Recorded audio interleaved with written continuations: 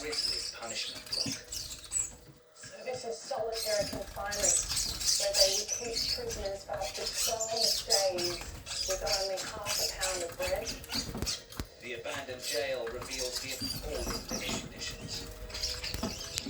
Out of the windows, you can see that men are actually grabbed up to try and get a breath of fresh air.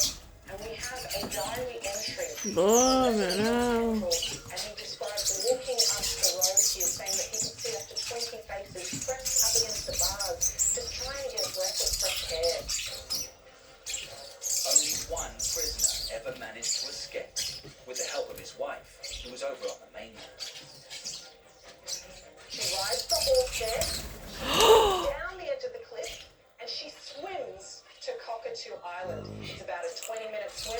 There's bull sharks. blimey, it flew right in that one then. On top of those Did I get it on camera? She gave him